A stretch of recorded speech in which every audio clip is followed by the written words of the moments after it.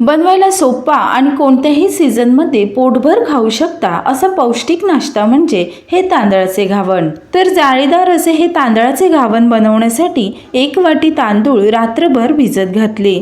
साधारण 8 ते 9 तास भिजले तरीही पुरेसे होतात। आता यातील हे पाणी काढायचं आणि हे तांदूळ मिक्सर मधून बारीक वाटायचे। हे पीठ आपल्याला आंबवायचं नाही, त्यामुळे हे जे पाणी आहे ते न वापरता दुसरं ताजं पाणी वापरायचं। तर हे बघा, हे सर्व तांदूळ या मिक्सरच्या भांड्यामध्ये घातले आणि हे मात्र अगदी बारीक वाटायचे। सुरुवातीला आपण तांदूळ भिजत घालतो त्यावेळी सुद्धा साधारण 3 ते 4 वेळा तांदूळ स्वच्छ धुवून मगच त्यामध्ये पाणी घालून भिजवायचं, म्हणजे तांदळातील जास्तीचा स्टार्च निघून जातो। तर हे पीठ बघा असं अगदी बारीक वाटलंय। आता हे पीठ एका मोठ्या भांड्यामध्ये काढायचं। नेहमी डोसा वगैरे बनवण्यासाठी आपण तांदळासोबतच डाळी वगैरे वाटून घेतो आणि मग ते पीठ आंबवतो। तर इथे आपल्याला तसं काही न करता फक्त हे तांदळाचे पीठ असं मोठ्या भांड्यामध्ये काढायचं आणि मग यामध्ये गरजेनुसार पाणी घालायचं। तर या मिक्सरच्या भांड्यामध्येच थोडंसं पाणी घातलंय आणि ते या पिठामध्ये घातलं।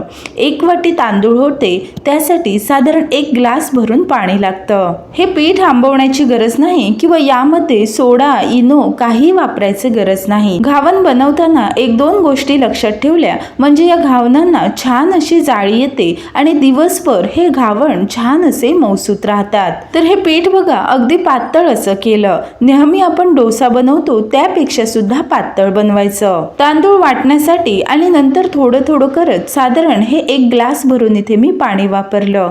आता हे पूर्ण असं मिसळायचं आणि मग यामध्ये चवीप्रमाणे मीठ घालू। आपण हे पातळ मिश्रण जरी बनवलं तरी बऱ्याच वेळी काय होतं, तांदळाचे पीठ हे खाली बसतं, त्यामुळे घावण तव्यावर घालण्यापूर्वी नेहमी हे पीठ असं मिसळायचं आणि मगच पळीने तव्यावर घालायचं। हे बॅटर घालण्यासाठी तवा मात्र चांगला कडकडीत गरम असणं फार गरजेचं आहे। बिडाचा तवा वापरा किंवा असा नॉनस्टिक तवा वापरा। गॅस मोठा करायचा, त्याला तेल लावायचं आणि चांगला कडकडीत गरम करायचा।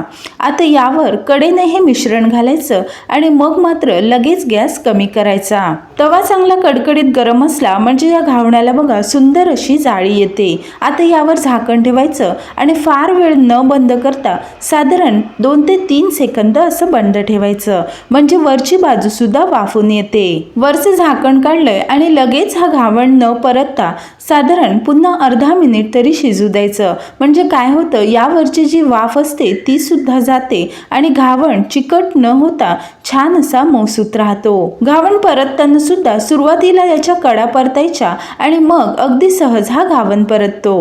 बाजू पलटली की मग मात्र फार वेळ भाजून न देता साधारण अर्धा मिनिट असा भाजून घेतलाय। आता हा घावण सर्विंगसाठी तयार आहे। तव्यातून काढल्यावर एखाद्या टोपलीवर किंवा मग असं जाळीदार प्लेटवर ठेवायचा, म्हणजे यातील जास्तीची वाफ निघून जाते। आता दुसरा घावण घालताना बघा तव्याचं टेम्परेचर बऱ्यापैकी कमी झालेलं असतं।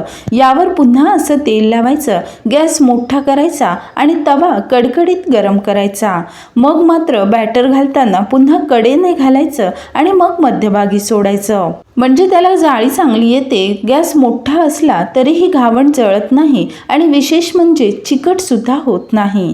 तर हे बॅटर असं घातलं की मग गॅस कमी करायचा आणि वर झाकण ठेवायचं। तर अशाच पद्धतीने हे सर्व घावण बनवून घेते। सकाळी नाश्त्यासाठी घावणे बनवायचे असतील तर रात्री तांदूळ भिजवून सकाळी अगदी झटपट हे घावणे बनवू शकता आणि विशेष म्हणजे पीठ आंबवायची गरज नाही किंवा तासनतास वाट पाहायची सुद्धा गरज नाही।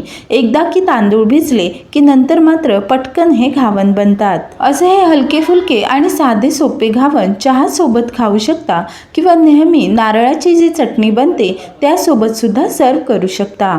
तर चटणी बनवण्यासाठी इथे मी अर्धी वाटी भरून हे ओलं खोबरं घेतलं, 3 ते 4 लसणीच्या पाकळ्या, थोडीशी कोथिंबीर आणि साधारण तिखटाप्रमाणे हिरवी मिरची घ्यायची। हे सर्व या मिक्सरच्या भांड्यामध्ये घालून यामध्ये चवीप्रमाणे मीठ आणि थोडासा लिंबूचा रस घालायचा, म्हणजे चटणीला छान आंबट तिखट अशी चव येते। आता यामध्ये थोडंसं पाणी घालायचं आणि मग ही चटणी अगदी बारीक वाटायची।